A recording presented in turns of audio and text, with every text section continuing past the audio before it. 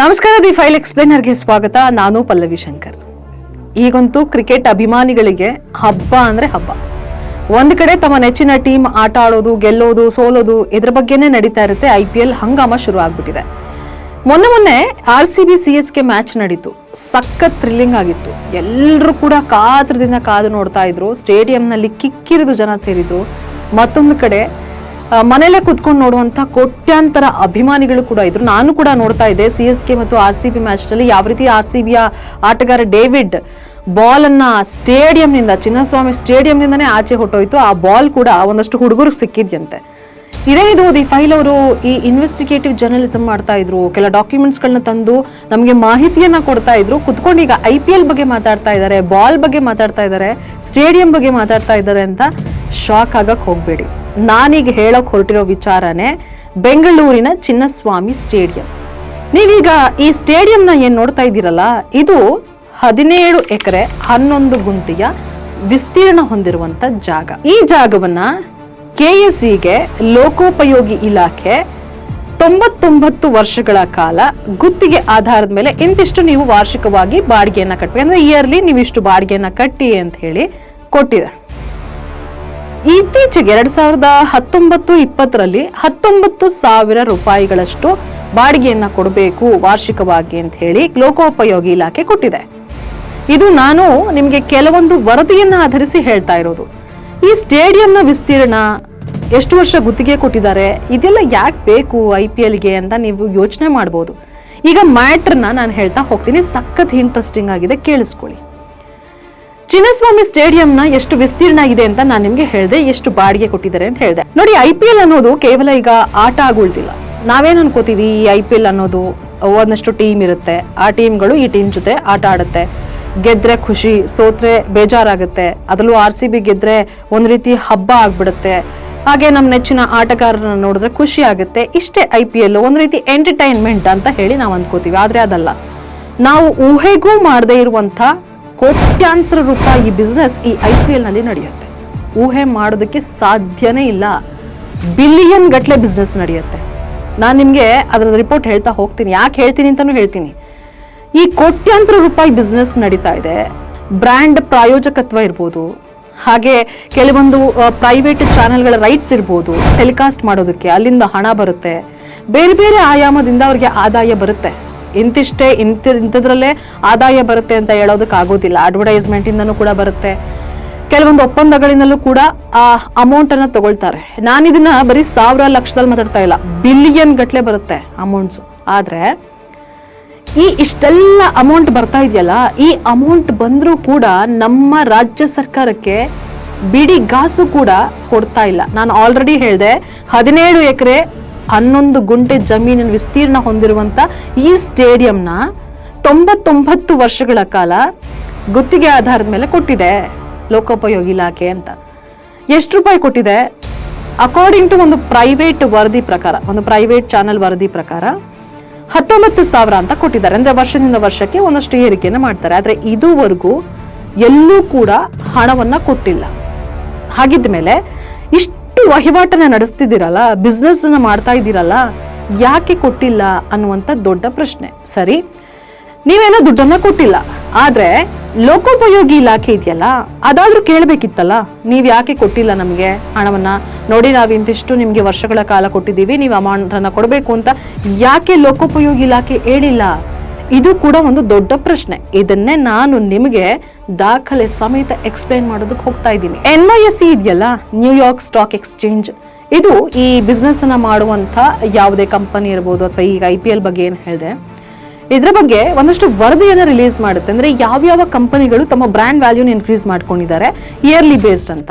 ಅದರ ವರದಿಯ ಪ್ರಕಾರ ನಾನು ಹೇಳ್ತಾ ಇದ್ದೀನಿ ನಿಮ್ಗೆ, 2025 ಹೊತ್ತಿಗೆ IPL ತನ್ನ ಬ್ರ್ಯಾಂಡ್ ವ್ಯಾಲ್ಯೂ ಅನ್ನ 33,000 ಕೋಟಿಯಷ್ಟು ಇನ್ಕ್ರೀಸ್ ಮಾಡ್ಕೊಂಡಿದೆಯಂತೆ, ಏರಿಕೆ ಆಗಿದೆಯಂತೆ. ಅಂದ್ರೆ ಅರ್ಥ ಮಾಡ್ಕೊಳ್ಳಿ ಎಷ್ಟರ ಮಟ್ಟಿಗೆ IPL ನಲ್ಲಿ ಹಣ ಬರುತ್ತೆ ಅಂತ ಹೇಳಿ. 33,000 ಕೋಟಿಯಷ್ಟು. ಇದು ನಾನು ಹೇಳ್ತಾ ಇರೋದು ಬ್ರ್ಯಾಂಡ್ ವ್ಯಾಲ್ಯೂ. ಆದ್ರೆ ಇವ್ರಿಗೆ ಟರ್ನ್ ಓವರ್ ಇದೆಯಲ್ಲ, ಆದಾಯ ಇದೆಯಲ್ಲ, ಇದು 1.6 ಲಕ್ಷ ಕೋಟಿ. ಇಷ್ಟು ಕೋಟಿ ವ್ಯವಹಾರ ನಡೀತಾ ಇದ್ರು ಕೂಡ ನಮ್ಮ ರಾಜ್ಯ ಸರ್ಕಾರಕ್ಕೆ ಬಿಡಿಗಾಸನ್ನ ಕೂಡ ಕೊಡ್ತಾ ಇಲ್ಲ. ಮತ್ತೊಂದು ಶಾಕಿಂಗ್ ವಿಚಾರ ಅಂದ್ರೆ ನಾನೀಗ ಹೇಳಿದ್ದು NYSE ವರದಿ, ಮತ್ತೊಂದು ವರದಿ ಇದೆ ಡಫ್ ಮತ್ತು ಫೆಲ್ಪ್ಸ್ ಅನ್ನುವಂಥ ವರದಿ ಪ್ರಕಾರ 2014ರಲ್ಲಿ IPL ನ ಮೌಲ್ಯಮಾಪನ ಸುಮಾರು 19,500 ಕೋಟಿ ಇತ್ತು. ಇದು 2020ರ ಹೊತ್ತಿಗೆ 45,800 ಕೋಟಿ ರೂಪಾಯಿಗೆ ಏರಿಕೆಯಾಗಿದೆ. ಅಂದ್ರೆ 7 ವರ್ಷಗಳ ಅವಧಿಯಲ್ಲಿ 26,300 ಕೋಟಿಯಷ್ಟು ಹೆಚ್ಚಾಗಿದೆ ಅಂತ ಹೇಳ್ತಾ ಇದ್ದಾರೆ. ನಾನು ಆಗ್ಲೇ ಹೇಳಿದ್ದು NYSE, ಈಗ ಹೇಳ್ತಾ ಇರೋದು ಡಫ್ ವೆಲ್ಸ್ ವರದಿ ಪ್ರಕಾರ. ಈ ಎರಡೂ ವರದಿ ಪ್ರಕಾರ ಹೇಳ್ತಾ ಇರೋದೇನು, ವರ್ಷದಿಂದ ವರ್ಷಕ್ಕೆ ಇವರ ಆದಾಯ ಏರಿಕೆ ಆಗ್ತಾ ಇದೆ ಅಂತ ಹೇಳಿ. ಇಷ್ಟು ಏರಿಕೆ ಆಗ್ತಾ ಇರುವಾಗ ನೀವು ಒಂದು ಚೂರು ಕೂಡ ರಾಜ್ಯ ಸರ್ಕಾರಕ್ಕೆ ಹಣವನ್ನ ಕೊಡ್ತಾ ಇಲ್ಲ ಅಂತಂದ್ರೆ ಅದನ್ನ ಪುಕ್ಕಟೆ ಕೊಟ್ಟಂಗಾಯ್ತಲ್ಲ. ರಾಜ್ಯದಲ್ಲಿ BBMP ವ್ಯಾಪ್ತಿಗೆ ಬರುವಂತ ಕೆಲವೊಂದು ಕ್ಲಬ್ಗಳಿದಾವಲ್ಲ, ಈಗ ಕಬ್ಬನ್ ಪಾರ್ಕ್ ಹತ್ರ ಚಿನ್ನಸ್ವಾಮಿ ಸ್ಟೇಡಿಯಂ ಬರುತ್ತೆ, ಸೊ ಅದು ಕೂಡ ಕ್ಲಬ್ಗೆ ಬರುತ್ತೆ. ಸೊ ಈ ರಾಜ್ಯದಲ್ಲಿ BBMP ವ್ಯಾಪ್ತಿಗೆ ಬರುವಂತಹ ಕ್ಲಬ್ಗಳ ಆಕ್ಟಿವಿಟೀಸ್ ಏನಿದೆ ಅದನ್ನ ಗಮನ ವಹಿಸೋಕೆ ಅಂತ ಹೇಳಿ ಡಾಕ್ಟರ್ ಕೆ ಗೋವಿಂದರಾಜು ಅವರ ನೇತೃತ್ವದಲ್ಲಿ ಒಂದು ಕಮಿಟಿ ರಚನೆ ಆಗುತ್ತೆ. ಆ ಕಮಿಟಿ 2021 ಜುಲೈ 19ರಂದು ಒಂದು ಮೀಟಿಂಗ್ ಅನ್ನ ಮಾಡ್ತಾರೆ. ಆ ಮೀಟಿಂಗ್ ನಲ್ಲಿ ಲೋಕೋಪಯೋಗಿ ಇಲಾಖೆಯ ಸೆಕ್ರೆಟರಿ ಆಗಿರುವಂತಹ ಕೃಷ್ಣ ರೆಡ್ಡಿ ಅವರು ಒಂದು ವಾಯ್ಸ್ ರೇಸ್ ಮಾಡ್ತಾರೆ. ಏನಂದ್ರೆ, ನೋಡಿ, ಚಿನ್ನಸ್ವಾಮಿ ಸ್ಟೇಡಿಯಂ ಅನ್ನ ಇಂತಿಷ್ಟು ವರ್ಷಗಳ ಕಾಲ ನಾವು ಗುತ್ತಿಗೆಯನ್ನ ನೀಡಿದ್ವಿ, ವಾರ್ಷಿಕವಾಗಿ ಇಷ್ಟು ಹಣವನ್ನ ನಮಗೆ ಕೊಡಬೇಕಾಗಿತ್ತು, ಆದ್ರೆ ಕೊಟ್ಟಿಲ್ಲ, ಇದರ ಬಗ್ಗೆ ನೀವು ಗಮನ ವಹಿಸಬೇಕು ಅಂತ ಹೇಳಿ ಕೃಷ್ಣ ರೆಡ್ಡಿ ಅವರು ವಾಯ್ಸ್ ಅನ್ನ ರೇಸ್ ಮಾಡ್ತಾರೆ. ಕೃಷ್ಣ ರೆಡ್ಡಿ ಅವರು ಕೇವಲ ಈ ರೆಂಟ್ ಅನ್ನ ಕೊಡದೇ ಇರೋದ್ರ ಬಗ್ಗೆ ಅಷ್ಟೇ ಮಾತಾಡೋದಿಲ್ಲ, ಇನ್ನಷ್ಟು ವಿಚಾರಗಳನ್ನ ಕೂಡ ಇಲ್ಲಿ ಹೇಳ್ತಾರೆ. ಇದು ಮೇನ್ ಇಂಟ್ರೆಸ್ಟಿಂಗ್ ವಿಚಾರ, ಇದೇ ಮೇನ್ ವಿಚಾರ. ಆಕ್ಚುಲಿ ಏನ್ ಹೇಳ್ತಾರೆ ಅಂದ್ರೆ, ಈ ರಾಜ್ಯ ಕ್ರಿಕೆಟ್ ಸಂಸ್ಥೆಗೆ ಗುತ್ತಿಗೆ ಷರತ್ತುಗಳ ಪ್ರಕಾರ ಕ್ರಿಕೆಟ್ ಆಟಕ್ಕೆ ಮಾತ್ರ ಅವಕಾಶವನ್ನ ನೀಡಬೇಕಾಗಿತ್ತು, ಆದ್ರೆ ಇಲ್ಲಿ ಕಮರ್ಷಿಯಲ್ ಚಟುವಟಿಕೆಗಳಿಗೆ ಅವಕಾಶ ಇಲ್ಲ.